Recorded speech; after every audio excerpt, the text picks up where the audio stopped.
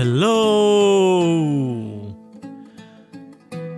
Welcome back to another archaeo-gastronomical adventure. With me, Thomas Dinas. This is the Delicious Legacy Podcast. On today's episode, we're not gonna go too far into the ancient world. We are straying just a short few hundred years into the introduction of some very basic foods to the Greek diet. Two little vegetables that we think them as quintessentially Mediterranean, Greek, and so on. But they don't have that long history with the Greek table.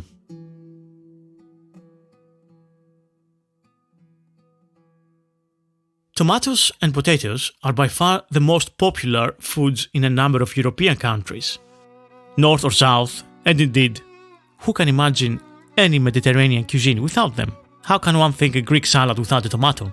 Impossible. Yet, I know you clever listeners know this, but this is a very recent development in the gastronomic history of the continent. We've seen countless ancient Greek and Roman recipes from the past, none of which contain tomatoes, of course, or potatoes for that matter.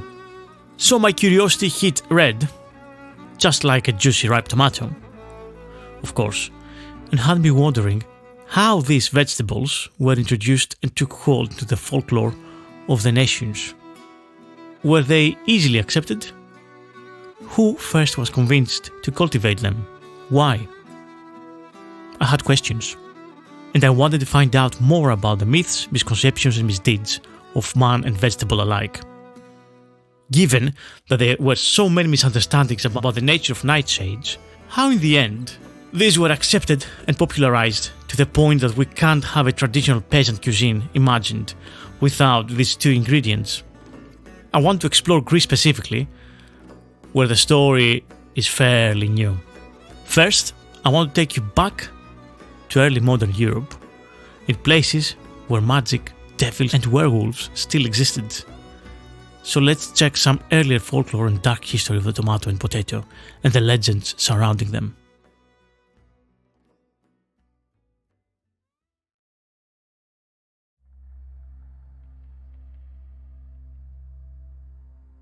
The curious fruit of tomato arrived on Europe's shores back in the early 1500s, just as many other foods arrived with the Spanish and the Portuguese from the New World.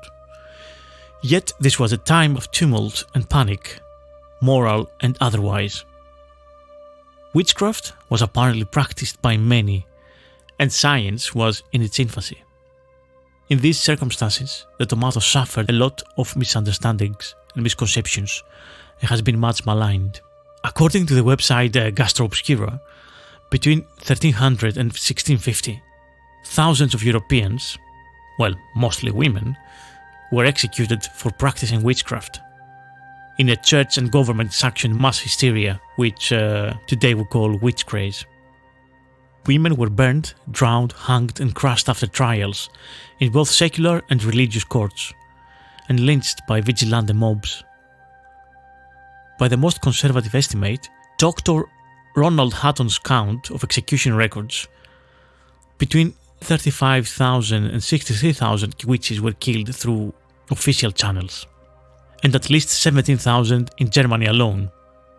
This was a massive, concentrated, prolonged crusade.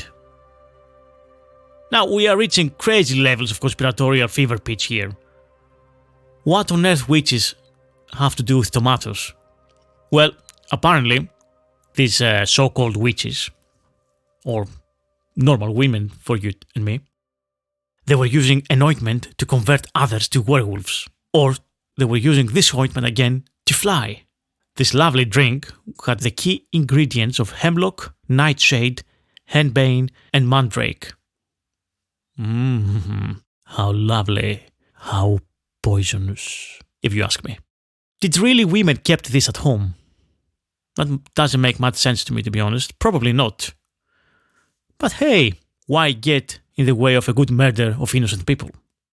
Regardless, the poor tomato looks to many people, especially to people back then who didn't have any familiarity with it, to the deadly nightshade.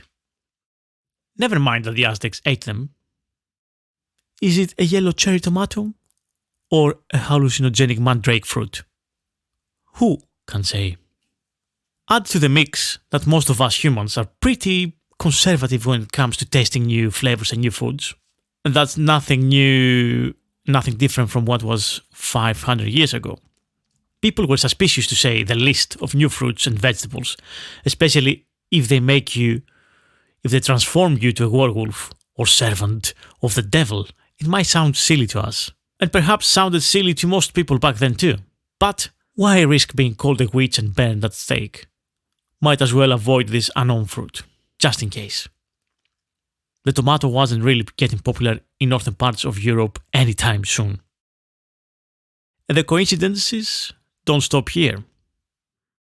Surely by now you have heard me banging on about the Galenic system and the principles of health, like the humoral theory. In the 16th century, this was still part of the scientific consensus.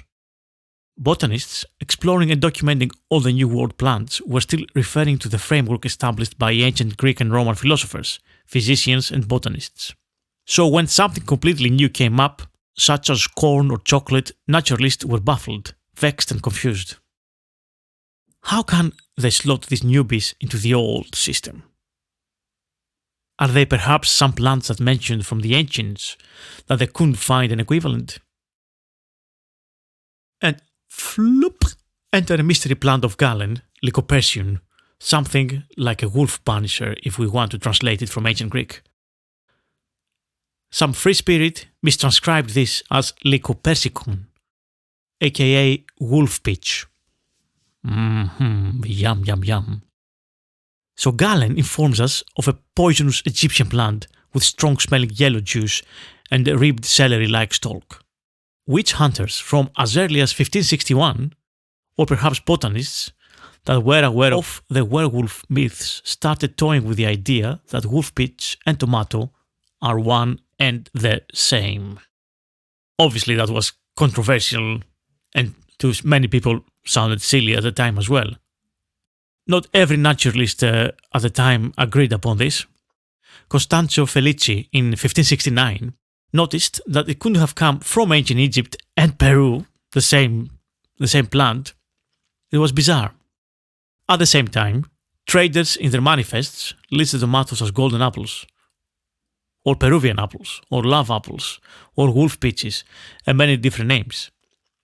Eventually, just as many things in the age of uncertainty and discovery, the botanist of Louis XIV himself, Joseph Piton de Tournefort, took matter upon himself and, in his hugely influential 1694 volume, Elements de Botanique, accepted the name Lycopersicum. Lycopersicum, lycanthropy, werewolf, what's the difference? The name stuck. The tomato was dismissed anyway, especially in England, as a non-useful fruit. According to James I apothecary John Parkinson, though tomatoes could cool and quench the heat and thirst of the hot stomachs, in places like Spain, Italy and the Caribbean, England was already clammy enough. Eat tomatoes in a cool, rainy climate and you'd find yourselves on the wrong side of the medieval equivalent of a feed a fever, starve a cold. English barber / surgeon John Gerard had gone so far as to say tomatoes were corrupt in his 1597 General History of Plants. Rank and stinking, he clarified. Just in case a reader was tempted by the Spanish and the Italian recipes he included, for example, fried with salt and pepper or eaten raw with vinegar. In 1728, Richard Bradley, a professor of botany at Cambridge University, said that every sort of tomato that he had seen makes an agreeable plant to look at, but the fruit of most of them is dangerous. Gardeners advised planting them away from habitation. For the leaves and stalks, when rubbed by clothes and people passing by, yield a very strong and very offensive smell. Such views were common in England well into the 19th century. As late as 1831, the British horticulturist Henry Phillips recounted that the tomato plant had a rank smell, on which account it was formerly called Malum aureum, odore fetido, the stinking golden apple. In 1531, Philip Miller, the superintendent of the Chelsea Physic Garden, reported that small yellow love apples were directed for medicinal use by one of the colleagues in their dispensary. Miller continued to grow and observe tomatoes. In 1572, he admitted that they were much used in England for soups. He hastened to add, however, that there are persons who think them not wholesome. Miller was also a friend of Carl von Linné, more commonly known as Linnaeus, and employed the latter's binomial classification system. Linnaeus classified the tomato as part of the Solanum family, giving its scientific name Solanum lycopersicum. Miller disagreed. In 1754, he classified it as a genus separate from Solanum, naming Lycopersicum esculentum, or edible wolf pitch. It's hard for facts to get in the way of a well-established superstition, though. One contemporary urban legend ties the tomato to a rash of lead poisoning. Acidic tomatoes leaching the lead out of pewter dinnerware to drive 16th century aristocrats mad. But tomatoes aren't acid enough, pewter dishes were never common enough, and lead poisoning accumulates too slowly to be linked to a specific meal.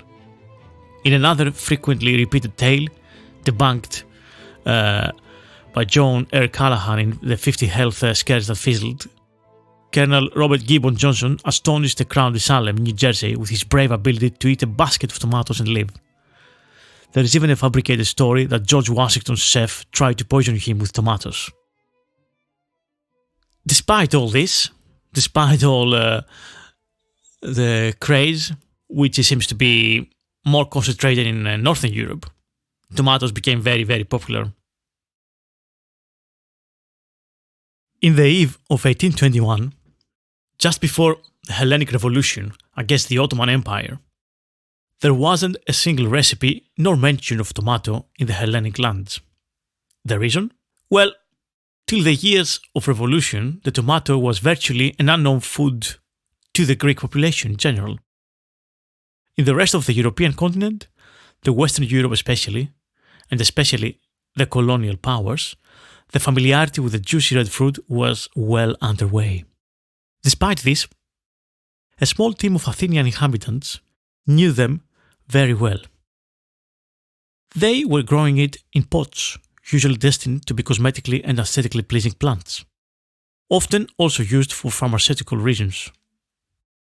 This small team of people was the monks of the Capuchin Order Monastery of Athens. In 1658, Capuchin Monastery was founded in a place near Plaka, at the foot of the Acropolis. Today, in central Athens, then perhaps a more rural idyll. The monks had purchased the area around an ancient monument from the Turks. The monument was used as a library and a reading room for the monks. One of the panels of the monument on the north side was removed when the monks opened an entrance. This monastery played a central gastronomic role to the story of the spread of tomato in Greece. And this happened according to the records when the last abbot, named Francisco, brought the seeds from abroad in 1818 and planted them. Initially, this vegetable, or fruit, didn't receive the warm welcome that we would have suspected. It was looked upon with suspicion from the Athenians of the day. Yes, it was accepted as a decorative plant in the yards and gardens of the townsfolk. As food, though, not so much. The first baby steps was to use it initially to make desserts with, but nothing more.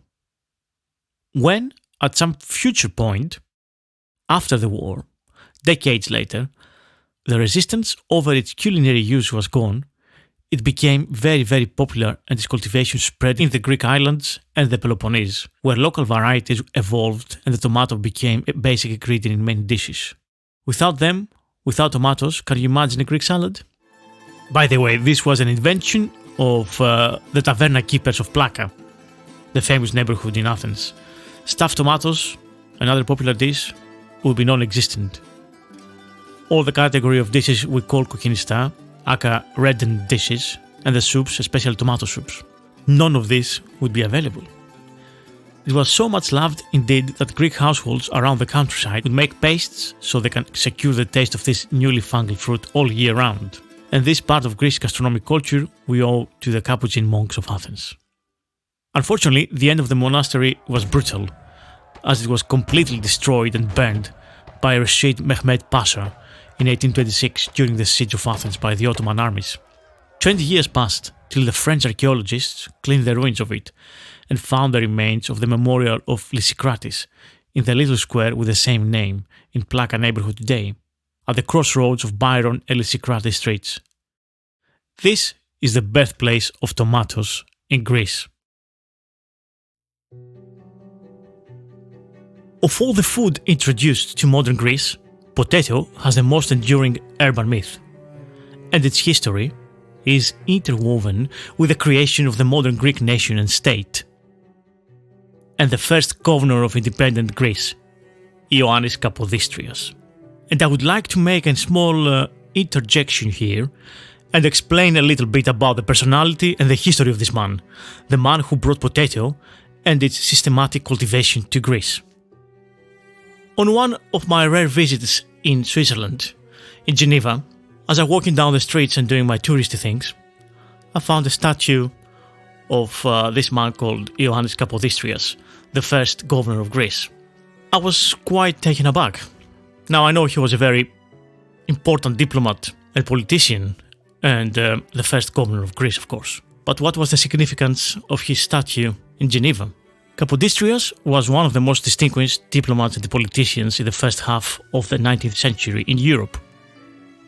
This was a period of wars, revolutions, and the formation of new national identities. After a long and distinguished career in European politics and diplomacy, he was elected as the first head of state of independent Greece at the 1827 Third National Assembly in Trizina in Peloponnese. And so he served as the governor of Greece between 1828 and 1831, some of the most troublesome and tumultuous civil war-torn years of the infant Greek state. For his significant contribution during his governance, he is recognized as the founder of the modern Greek state and the architect of Greek independence. Now, I cannot overstate his significance, so I want to really talk a little bit about Kapodistrias before I go to what he's done with our episodes here. So, let's go a little bit further back in the past. An ancestor of Kapodistrias has been created a conte, count in Italian, by Charles Emmanuel II, Duke of Savoy, and the title later was inscribed in the Libro d'Oro of the Corfu nobility. So this is a golden book which was published between 1315 and 1797 and is the formal directory of all the nobles in the Republic of Venice, including and the Ionian Islands, of course. And the title originates from the city of Kapodistria, now it's Koper in Slovenia. Then it was part of the Republic of Venice and the place of origin of Kapodistria's paternal family before they moved to Corfu in the 13th century, where they changed the religion from Catholic to Orthodox and they became completely Hellenized. Kapodistrias, though born and raised as a nobleman, was throughout his life a liberal thinker and had democratic ideals. He studied medicine, philosophy and law at the University of Padua between 1795 and 1797. When he was 21 years old, he started his medical practice as a doctor in his native island of Corfu. In 1809, he entered the service of Alexander I of Russia, the Tsar of Russia. His first important mission, in November 1813, was as an unofficial Russian ambassador to Switzerland, with the task of helping disentangle the country from the French dominance imposed by Napoleon. He secured Swiss unity, independence and neutrality, which were formally guaranteed by the great powers of the day, and actively facilitated the initiation of a new federal constitution for the 19 cantons that they were component of the states of Switzerland, with personal drafts. So this act of Kapodistrias made him very, very, very important in Switzerland too. And that was the man, dedicated to the last bit. He was murdered, he was assassinated in 1831 outside a church when he was visiting the church in Nafplion for the Sunday service. Anyway, I thought I'll give you a little bit of information about him because he's such an important figure. I think he deserves a whole episode by himself at some point.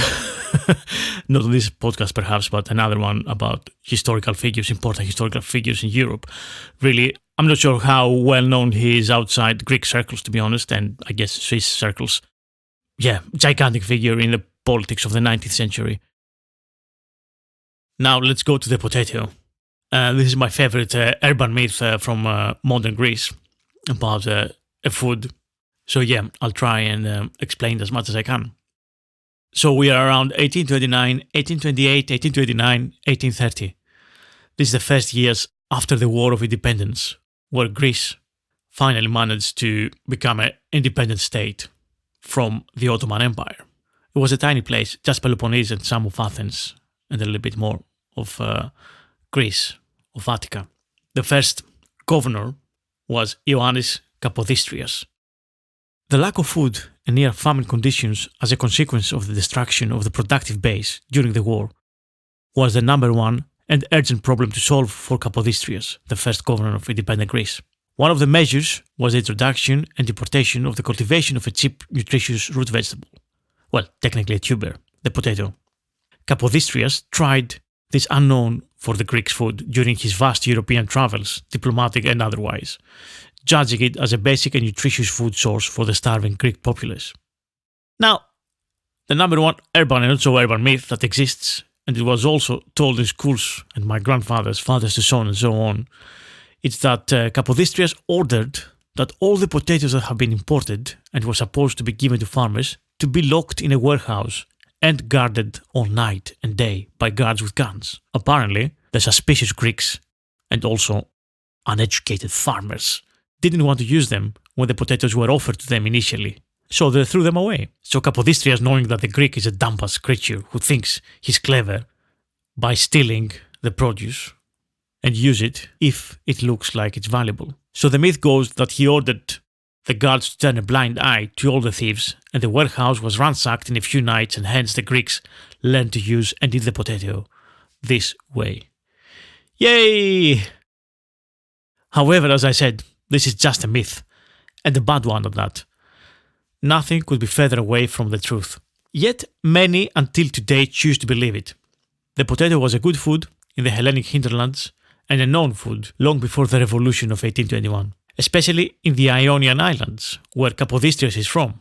Official documents of the Ionian state in 1811, which comprises the Corfu, Zante, Kefalonia, Ithaca, this part of Greek islands, nearer to Italy.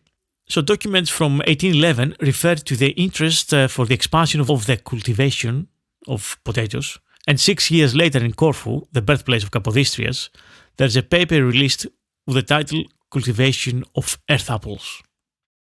So yeah, indeed, potato came to Greece, to the newly fangled Greek state, for cultivation and food, thanks to Kapodistrias' interest and his efforts to modernize the farming and the agrarian society. So in a letter in November 1827, before he even arrives to Greece, he writes about his interest for the spread of potato in Greece. In January 1828, about 2 weeks before his arrival in Peloponnese, he writes from Aegina, the island just on the Saronic Gulf, south of Athens, to his brother Viaro, who was in Corfu. So he's asking him to send from Corfu or from Zakynthos, Zante, a substantial quantity of earth apples, so they can plant it in the fields that he was preparing. And at the same time, he also ordered another big quantity of potatoes from Liverpool. So the cultivation of the potato in the independent Greek state started in Aegina, and with potatoes from Corfu and Syros. And for the first cultivation, they found 500 to 600 workers.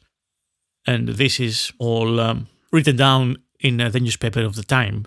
So on the 15th of February 1828, they're talking about how great is this new potato food and how good it is for employment, for creating all these jobs and so on, and also nutritious. 4 months later, in June of 1828, the historical documents write that there was an arrival from Alexandria in Egypt of a ship with potatoes in Aegina again, to be given to the poor agrarian people because it was June already and the time of planting it was gone. Kapodistrias himself, he was in close contact with all these operations, and he was observing all that stuff, what happened with his colleagues. And everything seemed to be happening and going well when the first collection of the potato happened in the autumn of 1828. None of these historical sources tells us about this trick of Capodistриas to put a warehouse full of guards to guard the potatoes so people can eat it. There's no historical record about this myth. We don't really know how it happened, but I guess it talks to the notion of people either from Europe, that the Greeks were uncivilized and nothing more than barbarians or stupid and so on. And I think the same feeling probably was shared by the aristocrats of the time too, the Greek aristocrats of the time too, that the common people were just nothing but silly peasants. So yeah, I don't think that has any logic other than that, to be honest. So let's see also some of the related food myths and superstitions about potato in Europe as well. Despite being harvested in South America firstly, at roughly the same time that wheat was domesticated in Asia, many thousands of years ago, it was able to grow in highland or jungle and forming the first freeze-dried food, tuna. Europeans made some weird claims as they got to grips with this new truffle plant. Firstly, they categorized it with mushrooms and strange and poisonous plants and growths, and they said it provoked lust. Although so did a lot of plants that gave you wind or were rooty. If too frequently eaten, are thought to cause the leprosy, as well as scrofula, rickets and consumption, and it was blamed for weakening the blood and stopping revolution. Potatoes were also condemned as unbiblical by Scottish Presbyterians, no surprise there, and incestuous by Russian Orthodox Church. The Russian Old Believers also had a delightfully horrible story where the origin of potatoes and tobacco come from a dead dog and a princess killed and buried because they were lovers. And the similarity to mandrake and nightshades was noted as well, as we said earlier about tomato, and it was probably either its habit of shriveling away and thus taking ailments with it, or resembling a gnarly nodule, which led to its flourishing use as a magical amulet. One of the legends is that Sir Walter Raleigh or Sir Francis Drake, depending upon the legend, ate the poisonous potato berries, not realizing that the edible part is the part that grows underground, and got sick. He demanded the plant to be destroyed. In burning the plant, the servant inadvertently cooked the underground potato, tasted it, and found it delicious. Of course, such tale is impossible since Riley never visited the potato-producing region in his life. Drake did the western coast of South America in 1578, but he never mentioned eating or even seeing a potato in his journals. There's only one part of the myth that rings true, that the potato contains a natural toxin called solanine that exists in the leaves of the plant, the stem, and the green spots of the skin. It is certainly possible that someone, not Riley but some European, ate the wrong part and got sick. Others spurned it because it wasn't mentioned in the Bible, as we said about tomatoes and other plants before, or because it resembled a leper's deformed fingers and toes. Well, according to some people, I haven't really seen a leper's fingers and toes. Even as late as Victorian times, there was a popular belief that the potato carried around in the pocket would cure rheumatism, often with a caveat that it must be stolen or begged, which, the speculation is that because of its similarity to mandrake, and so needing to be acquired stealthily and with peril.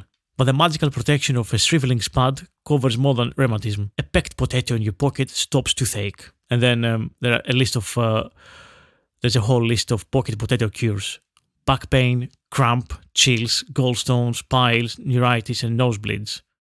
Whereas stuck under the bed, it aids conception and stops night sweats.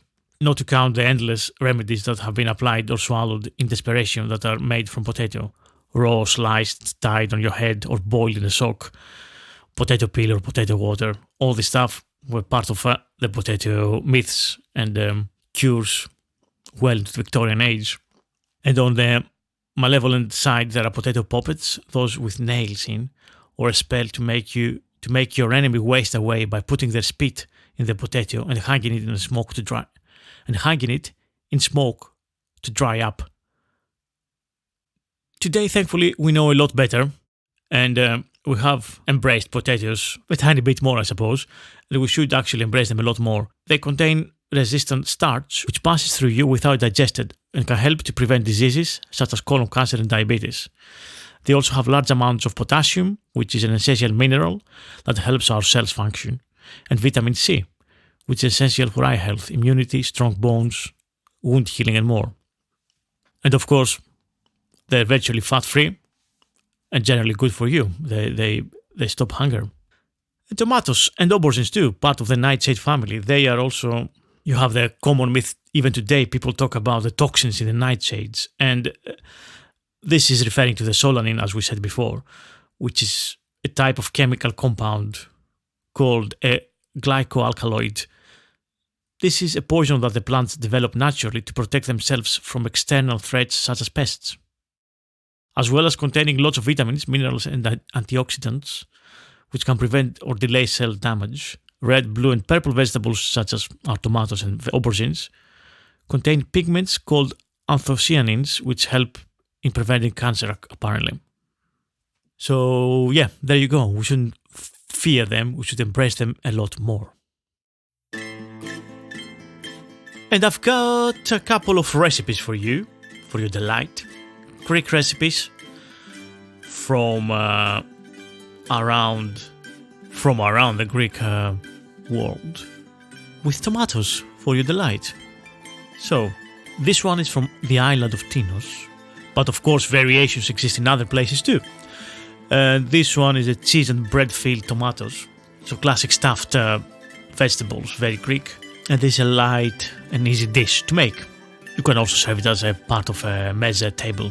So you'll need 10 small but ripe tomatoes, about 3 tablespoons of unsalted butter. Yeah, I know, butter. 1 tablespoon of extra virgin olive oil, 1 large yellow onion, very finely chopped, 1 cup of grated kefalotiri cheese, or any other hard, yellow, mature sheep's milk cheese. Could use Manchego, for example. 1 cup of plain breadcrumbs from a stale rustic bread. Half a cup of very finely chopped fresh flat leaf parsley, 2 large eggs, lightly beaten, and about 1 teaspoon of sugar if you need to, and salt and freshly ground black pepper as much or as little as you like. I also stick some fresh oregano as well. And the recipe is in cups because that's how my grandmother used to measure things. I don't know if it's an American or a British or European thing, but yeah, that's how my grandmother used to do it. Oh, right. So using a sharp knife, cut the caps of the tomatoes and discard or save them for another use. With a small spoon, carefully scoop out the seeds and pulp. Reserve it, and then finally chop the pulp or puree it in a food processor and set it aside until ready for use. Heat 1 tablespoon of the butter and the olive oil in the skillet. Cook the onion over medium heat, stirring until translucent, like 15 minutes or so. Like low-medium heat, yeah? And it's about 15 minutes, it's not going to take any less. Add the tomato pulp, the one that we chopped and finely sieved and so on, and simmer with the onion in low heat for another 15 minutes, until the tomato pulp is cooked and almost all the liquid has evaporated. In a small bowl, combine the grated cheese and the breadcrumbs together with the sauteed onions and the tomato and parsley and eggs. Taste, if you want, and adjust the seasoning accordingly. Salt, sugar, pepper, oregano, whatever you fancy. I'm not food police. The filling itself must be dense. Adjust the texture if needed with additional grated cheese or breadcrumbs. So, as we said, 1 cup of grated kefalotiri and 1 cup of plain breadcrumbs, but yeah, put a little bit more if it's needed. Preheat the oven on 180 degrees Celsius. Butter an overproof glass baking dish, large enough to hold all the tomatoes with the remaining 2 tablespoons of butter. So using a teaspoon, fill the tomatoes carefully so the filling will make a little mound slightly over the top. Bake uncovered until the filling is set and golden and the tomatoes are slightly blistered. Should take 50 minutes or so. Remove from the oven, let it cool slightly, and serve warm or at room temperature. Either will work perfectly. This is another tasty and summery recipe that we make a lot back home. Quite naughty, obviously, because it's fried, but hey, treat yourselves. This is sun-dried tomato fritters, as they make them in the islands, in Cyclades. So obviously a lot of people make them with fresh tomato, but these are made with sun-dried tomato. So for this you'll need about 10 sun-dried tomatoes, 2 cups of warm water, 2 spring onions, the white and tender green parts finely chopped. So yeah, use the whole onion. 1/3 of a cup grated kefalograviera or kefalotiri cheese. So we talked about yellow hard cheeses. 1/2 cup of fresh dill, salt, freshly ground black pepper to taste, 2/3 of a cup of self-rising flour, 2 large eggs lightly beaten, and olive oil or a combination of olive and vegetable oil for frying. So you soak the tomatoes until they're plump and soft, about an hour. Drain, reserve the water. Chop them coarsely. In a small bowl, combine them with the spring onions, the chopped spring onions, the cheese, the dill. Season lightly with salt and pepper. In a medium bowl, combine the flour and about 2/3 of a cup of the reserved soaking liquid of the tomatoes, right? To make a thick batter. Add the eggs and stir to combine. Mix in the tomato mixture. Add more liquid or flour if necessary to give the mixture the consistency of the thick pancake batter. Heat about 1 inch of olive oil in a large, heavy skillet over medium-high heat. When the oil is very hot, almost smoking, drop a tablespoon at a time of the tomato mixture in the hot oil. You should be able to fry like 3 or 4 fritters at a time. Remove with a slotted spoon and drain on a paper towel. Serve warm. You can replace the dill with fennel, some chopped fennel tops and flat leaf parsley if you want. That works well as well. And finally, you can make the red mullet and caper-scented tomato sauce from Kimolos, again in our Cyclades island. So red mullet is a very tasty fish and it's usually fried. In this one, which is one of the several recipes from islands, we'll do it like poaching. So get about a kilo of red mullet, clean, gutted and heads on. You need about 1/3 of a cup of extra virgin olive oil, 2 large onions, halved and then sliced, 3 garlic cloves minced, 2 cups of grated firm ripe tomatoes, 1 bay leaf, 1 cup of small Greek salted capers soaked in warm water for 1 hour and then drained, and freshly ground pepper to taste. So salt the fish, set aside covered until you're ready to use it. Heat the olive oil in a large skillet, cook the onions over medium heat, stirring until translucent. You know the drill, about 15-20 minutes. Add the garlic and stir for a minute or 2. Add the tomatoes and the bay leaf, bring to boil, reduce the heat to medium-low, and simmer for 10-12 minutes, something like that. Add the drained capers and simmer for another minute or 2. Add the fish, season with pepper and salt if you desire some more salt. Cover and simmer until the fish is fork tender, about 15-20 minutes. Serve hot. And that's it. This is the episode for today. I hope you enjoyed myth-busting the introduction of potatoes in Greece and tomatoes, and basically found interesting all the legends and misunderstandings about the introduction of these new vegetables in Europe and how they became part of our everyday table after so much misunderstanding. Thanks for listening. Please go to Patreon and subscribe if you like the podcasts early and ad-free.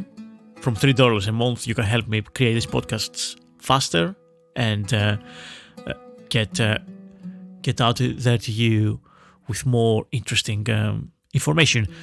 Plus, if you can, rate and review the podcast on any platform that you listen to. Apple Podcasts, very important. Spotify, equally great. Pocket Casts, Acasts, YouTube, and so on. Get in touch if you have any questions or if you want to suggest any ideas. And see you next time.